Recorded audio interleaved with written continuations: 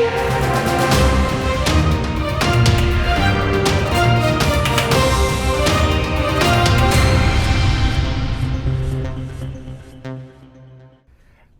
आप देख रहे हैं बिग न्यूज बिग शो। मैं हूं आपके साथ मुकेश राजपूत।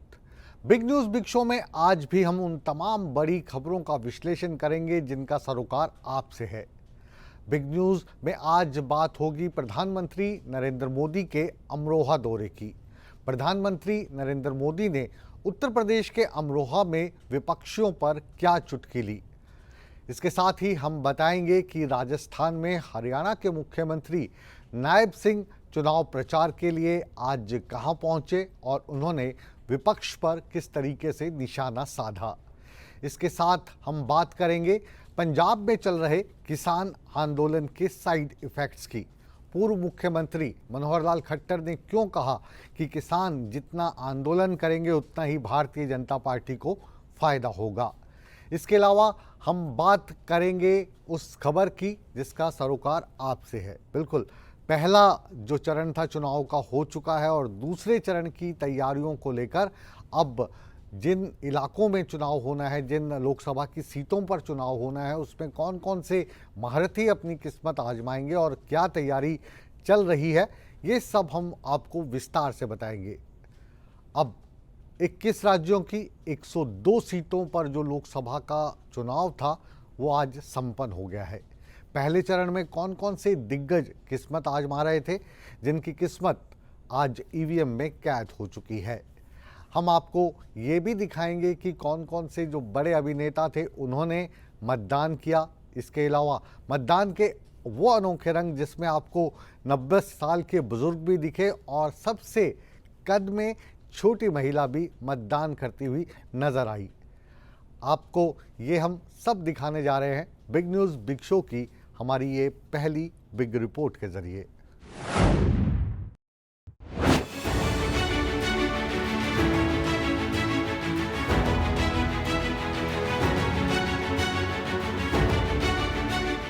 लोकतंत्र के महापर्व में हर मतदाता अपने मत की आहुति देना चाहता है। मतदान केंद्रों पर लगी मतदाताओं की कतारें इस बात की गवाह हैं कि आम जन में लोकसभा चुनाव के प्रति उत्साह सिर चढ़कर बोल रहा है। लोकसभा चुनाव के पहले फेज की वोटिंग के दौरान अलग अलग रंग दिखाई दिए। 21 राज्यों की 102 सीटों के लिए मतदान हुआ।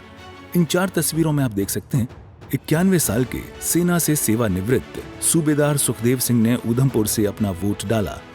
अगली तस्वीर देखिए, जम्मू में नवविवाहित दुल्हन ने शादी के जोड़े में वोट डाला, तो कहीं दिव्यांगता भी वोट डालने में बाधा नहीं बन सकी। इधर महाराष्ट्र में दुनिया की सबसे छोटी महिला ज्योति आमगे ने नागपुर के एक मतदान केंद्र पर अपना वोट डाला। मैं सिर्फ यही दूंगी कि वोट देना बहुत ज़रूरी है अगर आपको कंट्री की डेवलपमेंट करवानी है बेसिकली। और बहुत सारी अपॉर्चुनिटीज़ होती हैं गवर्नमेंट के पास, वो बहुत कुछ कर सकते हैं आम आदमी के लिए, और डालना चाहिए वोट, बहुत इंपॉर्टेंट है। यूथ को यही मैसेज देना चाहती हूँ कि घर ना बैठें, अपना वोट डालें और एक मतलब ऐसे नहीं कि किसी को भी वेस्ट करे अपना वोट, उसी को डाले जो आपको लगता है कि कंट्री की, आपकी स्टेट की डेवलपमेंट में एक अच्छा मतलब साबित हो सकती है। अदरवाइज ना डाले तो ज़्यादा बेटर है, बट डालें ज़रूर। मोदी सरकार के 8 मंत्रियों की किस्मत भी ईवीएम में कैद हो चुकी है। नितिन गडकरी, किरेन रिजिजू, अर्जुन राम मेघवाल, अनिल बलूनी और डॉक्टर जितेंद्र सिंह ने अपने मताधिकार का भी इस्तेमाल किया।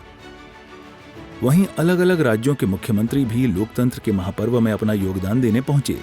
इन तस्वीरों में आप देख सकते हैं उत्तराखंड सीएम पुष्कर धामी, राजस्थान के मुख्यमंत्री भजन लाल शर्मा, सिक्किम सीएम प्रेम सिंह तमांग, त्रिपुरा सीएम माणिक साहा, अरुणाचल प्रदेश के मुख्यमंत्री पेमा खांडू, मणिपुर के मुख्यमंत्री एन वीरेंद्र सिंह ने भी वोट डाला। साउथ फिल्म इंडस्ट्री के अभिनेताओं ने भी बढ़ चढ़कर वोट किया। रजनीकांत, कमल हासन, धनुष, अजीत कुमार और विजय सेतुपति ने अपने मताधिकार का इस्तेमाल किया। कुल मिलाकर पहले चरण की वोटिंग के दौरान मतदाताओं का जोश हाई दिखा। कई राज्यों से सजी धजी दुल्हनों ने वोट किया, युवाओं ने बढ़ चढ़कर हिस्सा लिया, तो वहीं लोकतांत्रिक महोत्सव में हिस्सा लेने में बुजुर्ग भी पीछे नहीं रहे। सूर्य समाचार के लिए ब्यूरो रिपोर्ट। तो पहला चरण अब समाप्त हो चुका है। बड़े बड़े दिग्गजों की किस्मत ईवीएम में कैद हो गई है। अब जो लोकसभा का दूसरा चरण 26 अप्रैल को होना है, यहाँ पर किन किन दिग्गजों की किस्मत ईवीएम में कैद होगी, कौन कौन से महारथी हैं जो इस चुनाव में लड़ने जा रहे हैं। और ये जो चुनाव है, आप जानते हैं कि 2 दिन पहले जो चुनाव प्रचार है वो खत्म हो जाता है, यानी 24 अप्रैल को चुनाव प्रचार समाप्त हो जाएगा।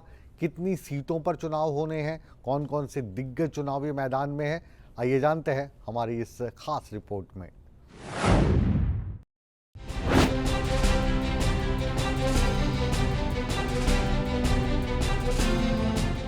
लोकसभा के महामुकाबले का आगाज हो चुका है।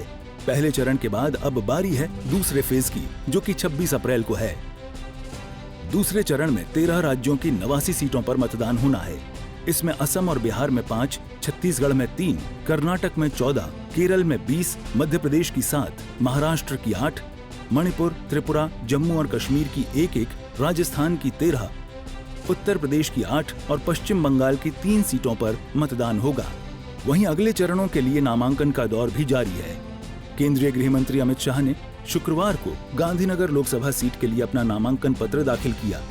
शाह गांधीनगर सीट से बीजेपी के उम्मीदवार हैं। शाह के साथ गुजरात के मुख्यमंत्री भूपेंद्र पटेल भी मौजूद रहे। गृह मंत्री शाह ने 2019 के आम चुनाव में गांधीनगर निर्वाचन क्षेत्र से 5 लाख से अधिक मतों के अंतर से जीत हासिल की थी। बता दें कि गुजरात की सभी 26 लोकसभा सीटों पर तीसरे चरण में 7 मई को मतदान होगा। मेरे लिए एक बड़ा गौरव का विषय है कि जिस सीट पर से इसी क्षेत्र का प्रतिनिधित्व श्रद्धेय अडवाणी जी ने किया, श्रद्धेय अटल जी ने किया, और जिस सीट पर स्वयं नरेंद्र मोदी जी मतदाता है, उस सीट को प्रतिनिधित्व करने का मौका मुझे भारतीय जनता पार्टी ने दिया है। मैं इसी सीट पर से 30 साल से विधायक सांसद रहा हूं। यहीं पे बहुत छोटे से एक बूथ के कार्यकर्ता से संसद तक पहुंचा हूं। अपार प्रेम इस क्षेत्र की जनता ने मुझे दिया है और मोदी जी के नेतृत्व में पहले मुख्यमंत्री के नाते और बाद में प्रधानमंत्री के नाते इस क्षेत्र में भारतीय जनता पार्टी की सरकारों ने ढेर सारे काम किए। इधर मध्य प्रदेश के पूर्व मुख्यमंत्री और विदिशा लोकसभा सीट से बीजेपी उम्मीदवार शिवराज सिंह चौहान ने नामांकन भरा। मेरा सौभाग्य है इसी धरती की सेवा करने का फिर मुझे अवसर मिला है। ये क्षेत्र मेरा परिवार है। मेरे भाई बहन, मेरे बेटा बेटी, मेरे भांजे भांजी, मेरे बुजुर्ग सब प्रसन्न हैं, उत्साह से वातावरण भरा है।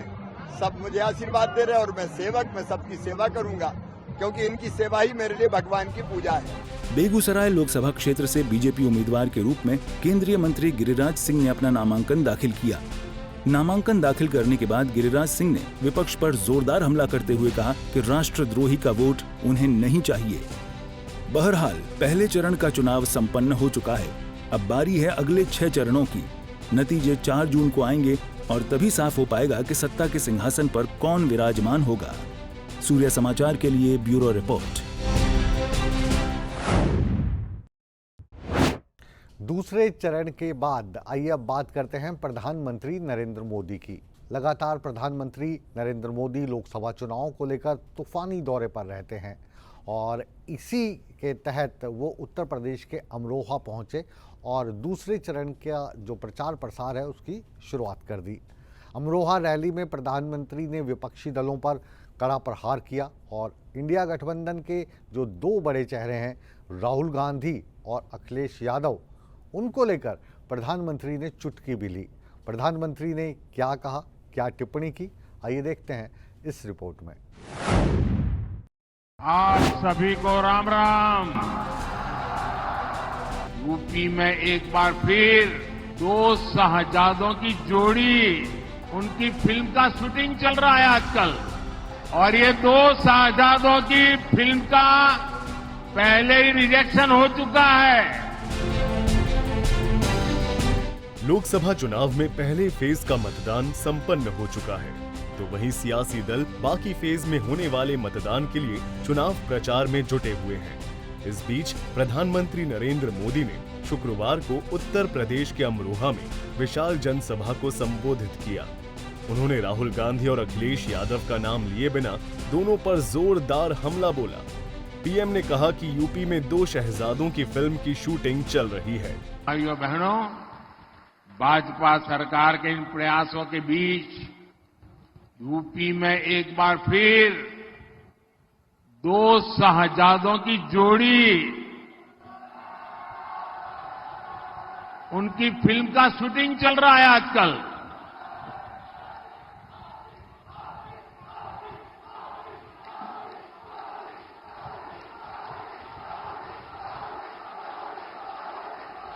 और ये 2 शहजादों की फिल्म का पहले ही रिजेक्शन हो चुका है। हर बार ये लोग परिवारवाद, भ्रष्टाचार और तुष्टीकरण की टोकरी उठाकर यूपी की जनता से वोट मांगने निकल पड़ते हैं। अपने इस अभियान में ये लोग हमारी आस्था पर हमला करने का कोई मौका नहीं छोड़ते। आप याद करिए, इनकी सरकार को यहां के पवित्र तिगरी मेले से कितनी दिक्कत थी। तिगरी मेले में भी रुकावट डालते थे। यहां जो कांग्रेस के प्रत्याशी हैं, उन्हें तो भारत माता की जय बोलने तक में आपत्ति थी। प्रधानमंत्री ने विपक्ष को घेरते हुए कहा कि कांग्रेस, सपा, बसपा सरकारों में किसानों की चिंता नहीं की जाती थी। उन्होंने दावा किया कि बीजेपी सरकार किसानों की समस्याओं को कम करने के लिए दिन रात काम कर रही है। पश्चिमी यूपी का एक क्षेत्र अपने मेहनती किसानों की वजह से भी जाना जाता है। कांग्रेस, सपा, बसपा सरकारों में यहां किसान की समस्याओं को न सुना जाता था, न देखा जाता था, न कोई परवाह की जाती थी। लेकिन भाजपा सरकार किसानों की समस्याओं को कम करने के लिए दिन रात काम कर रही है। अमरोहा के किसानों को पीएम किसान सम्मान निधि के करीब 600 करोड़ रुपए इसी अमरोहा में मिले हैं। अब आप जरा यूरिया की बात सुन लीजिए। ये जो यूरिया है ना, हर किसान को जरूरत पड़ती है। ये यूरिया की जो बोरी है, वो एक बोरी अमेरिका में 3000 रुपये में मिलती है। कितने में मिलती है? कितने में मिलती है? अमेरिका में कितने में मिलती है? 3000 रुपया। और भारत में हमारे यहां हम किसानों को 300 रुपये से भी कम कीमत में वही यूरिया की बोरी देते हैं। गन्ना किसानों की बात करते हुए प्रधानमंत्री मोदी ने पिछली सरकारों से तुलना करते हुए कहा कि योगी सरकार में हर साल करीब 1,500 करोड़ रुपए का भुगतान गन्ना किसानों को किया गया है। जिन लोगों ने सपा, बसपा, कांग्रेस की सरकारें देखी हैं, वो जरा योगी जी के सरकार के काम को देख लें। योगी जी ने गन्ना किसानों की सबसे ज्यादा चिंता की।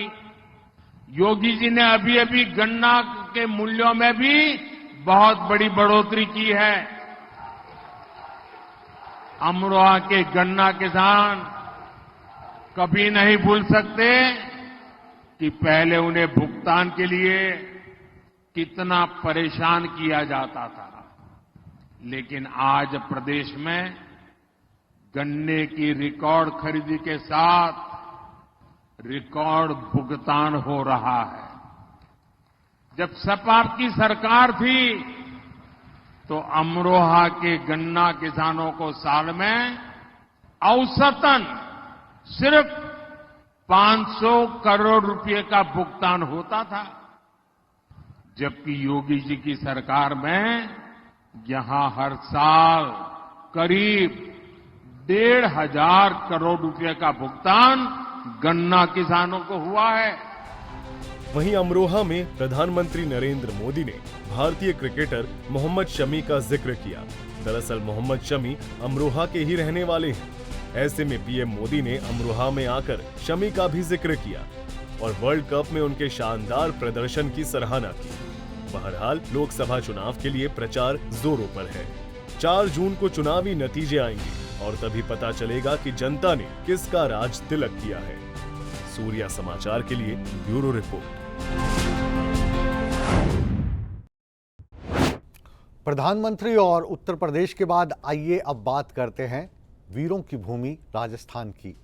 राजस्थान की 12 सीटों पर लोकसभा का मतदान हो चुका है और बाकी बची 13 सीटों पर मतदान होना है। इसके लिए हरियाणा के मुख्यमंत्री नायब सिंह सैनी इन दिनों राजस्थान के दौरे पर हैं। स्टार प्रचारक के तौर पर सैनी किस तरीके से वोटर को लुभा रहे हैं, जोधपुर की जनता को क्या बता रहे हैं और अपनी रैली के माध्यम से नायब सिंह सैनी ने विपक्ष को किस तरीके से आड़ो हाथों लिया, देखिए हमारी इस खास रिपोर्ट में।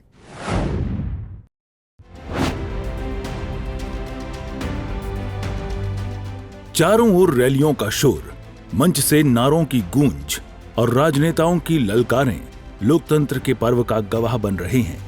कहीं जय श्री राम के नारे तो कहीं 400 पार की आवाज गूंज रही है। विपक्षी दलों के नारे और जीत के दावे भी जनता के बीच किए जा रहे हैं। लोकतंत्र के सबसे बड़े पर्व लोकसभा चुनाव में लोग बढ़ चढ़कर हिस्सा ले रहे हैं।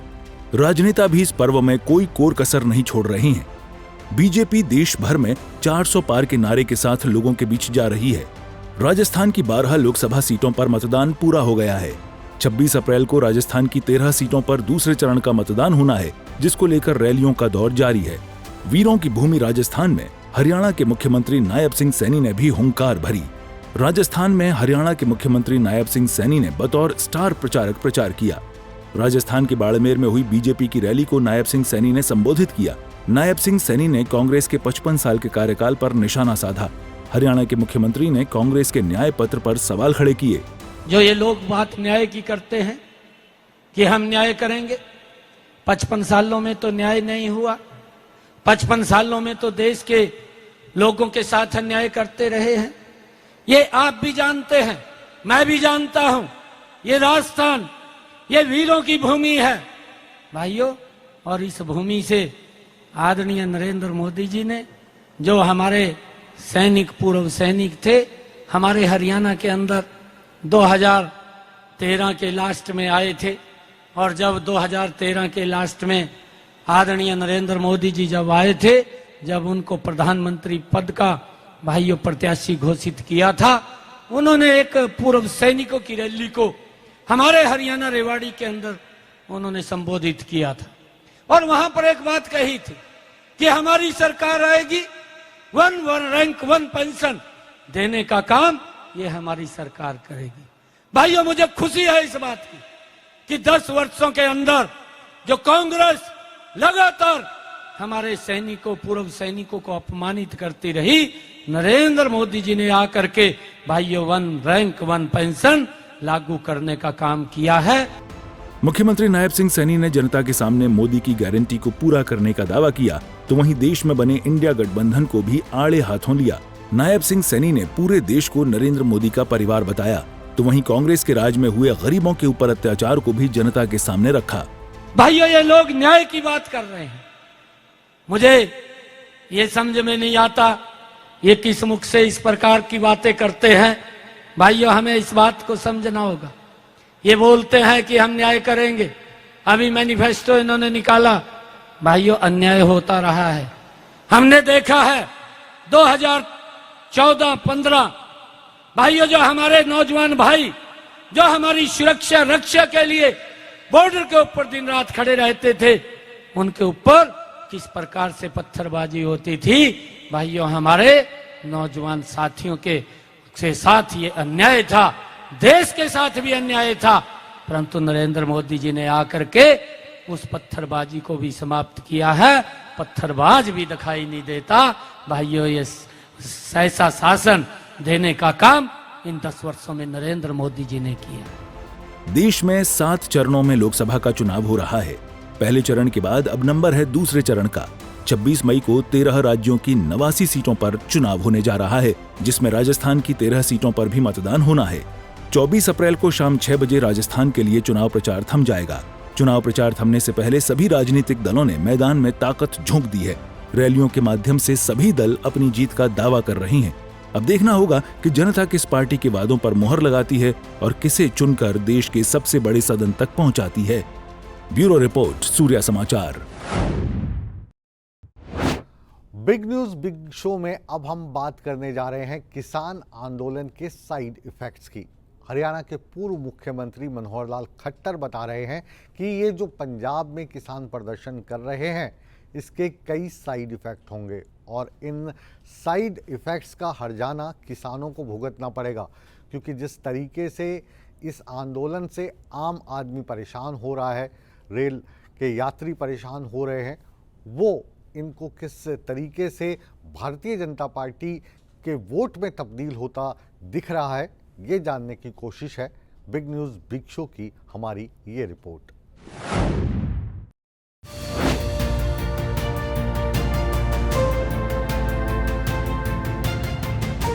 किसानों की रिहाई की मांग को लेकर तीसरे दिन भी पंजाब के किसानों का रेल रोको अभियान जारी रहा।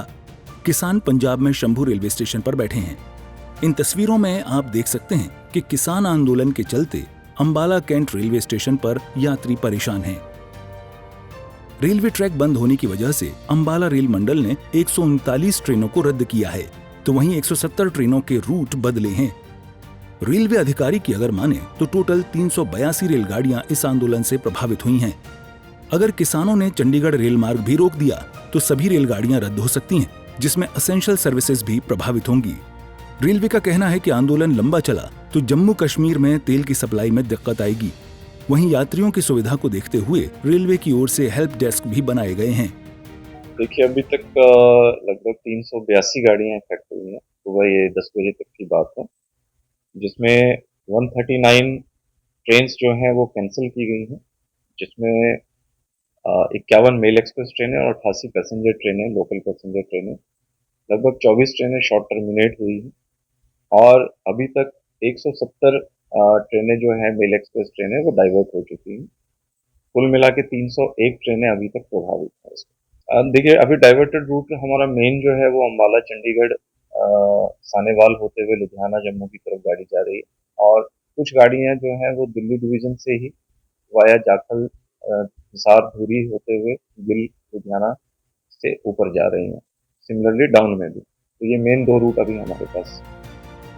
यात्रियों का कहना है कि किसान आंदोलन के कारण उन्हें काफी परेशानियों से दो चार होना पड़ रहा है। आम लोग छोटे बच्चों के साथ स्टेशन पर रुकने को मजबूर हैं। अब यात्रियों की जुबानी ही सुन लीजिए कि उन्हें क्या क्या दिक्कतें हो रही हैं। मेरा जो ट्रेनें थे वो यहाँ से भी रद्द हो गई और वहाँ से भी मतलब ट्रेन नहीं पकड़ पाए। अभी अंबाला पहुँचे हैं बस के माध्यम से और बसें जो है कच्ची रोड से आया हुआ है, बहुत मुश्किल से यहाँ तक पहुँचे हैं। अब यहाँ से जो ट्रेनें हैं वो भी लेट चल रही है, अभी तक ट्रेन नहीं मिल पा रही है। बस यही पेपर के माध्यम से और न्यूज के माध्यम से पता चल रहा है कि किसान लोगों ने रेलवे ट्रैक पे धरना दे रखी है और उनसे कोई बात करने वाला नहीं है। ऐसी स्थिति में कोई पाल नहीं हो रही है। किसान को जो मन कर रहा है वो कर रहे हैं और लोग यहाँ मर रही है, ना ट्रेनें वहाँ मिल रही है, ना रिजर्वेशन हमारा रद्द हो गया, दूसरा रिजर्वेशन का कोई व्यवस्था नहीं हो रहा है। और सारे जगह से बस पकड़ के आया हूँ, तो अंबाला से मेरे को लगा कि अंबाला से गाड़ी मिल जाएगी, तो अंबाला से तो और सारे कैंसिल है। अब देखता हूँ, आज फिर यहाँ रुकना पड़ेगा और रुकने के लिए यहाँ पर कोई सिस्टम है कि नहीं है वो भी देखना पड़ेगा। कुछ नहीं बता रहे हैं यहाँ पर, तो बस बोल रहे हैं जो खत्म कैंसिल है तो जाओ आगे बढ़ जाओ, ऐसे बोले जा रहे हैं, आगे बढ़ जाओ, कोई रिफंड नहीं। वहीं किसानों के विरोध पर पूर्व मुख्यमंत्री मनोहर लाल ने कहा कि कुछ सिरफिरे लोग विरोध कर रहे हैं, जिसका बीजेपी को फायदा ही हो रहा है। कुछ लोग सिरफिरे ऐसे होते हैं जो अपनी दबंगाई जो चलाते हैं, पहले चल जाती थी, अब चलती नहीं है और उनको ये भी समझ में आ रहा है अगर विरोध करने वाले 10 होते हैं और जितना ज़्यादा विरोध करते हैं, वहीं सैकड़ों लोग उस विरोध के परिणाम स्वरूप जो इकट्ठे होकर के भारतीय जनता पार्टी के साथ जुड़ते हैं, उनके विरोध के कारण से उनको लाभ हो रहा है। वहीं पूर्व मंत्री सतपाल सांगवान ने बीजेपी का दामन थाम लिया।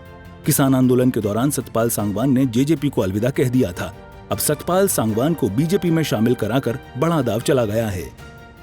देखिए, ये भारतीय जनता पार्टी एक बड़ा परिवार है और परिवार में जब इस प्रकार के अच्छे आदमी कहीं भी हो सकते हैं। हमारा ये दावा कभी भी नहीं रहा कि अच्छे आदमी केवल बीजेपी में है। अच्छे आदमी बाहर भी जो ऐसे घुटन महसूस करते हैं अपने अपनी पार्टियों में, अपने अपने दलों में, या नहीं भी पॉलिटिकल पार्टी में है, नॉन पॉलिटिकल ऐसे लोग भी हैं जिनको देश की इस प्रकार की प्रगति जो हो रही है नरेंद्र मोदी जी के नेतृत्व में बहुत लोगों की इच्छा करती है। हम उनसे बातचीत करते हैं तो इस प्रकार से पिछले दिनों में भी बहुत लोगों ने ज्वाइन किया। आज श्री सतपाल सांगवान जी ने पार्टी यानी ज्वाइन की अपने बहुत बड़े परिवार को लेकर, बहुत बड़े कार्यकर्ताओं के समूह को लेकर के, और इनका मैं स्वागत करता हूँ, इनका आभार प्रकट करता हूँ। काबिले गौर है कि किसान आंदोलन पार्ट 2 के दौरान कुछ किसान गिरफ्तार किए गए थे। इन्हीं की रिहाई की मांग को लेकर 17 अप्रैल से शंभू बॉर्डर पर किसानों का रेल रोको अनिश्चितकालीन आंदोलन चल रहा है, जिसके चलते यात्रियों को कई दिक्कतों से दो चार होना पड़ रहा है। यात्रियों को समझ नहीं आ रहा है कि ऐसे में वो क्या करें, अपनी मंजिल की तरफ कैसे जाएं। सूर्या समाचार के लिए अंबाला से नरेश सैनी, जींद से परमजीत पंवार और चरखी दादरी से प्रदीप साहू की रिपोर्ट। बहरहाल बिग न्यूज बिग शो को अब यहीं पर विराम देने का समय आ गया है, लेकिन आप कहीं मत जाइए, बने रहिए हमारे साथ, क्योंकि बिग न्यूज बिग शो के बाद भी सूर्य समाचार पर हमेशा की तरह खबरों का सिलसिला लगातार जारी है। बने रहे हमारे साथ।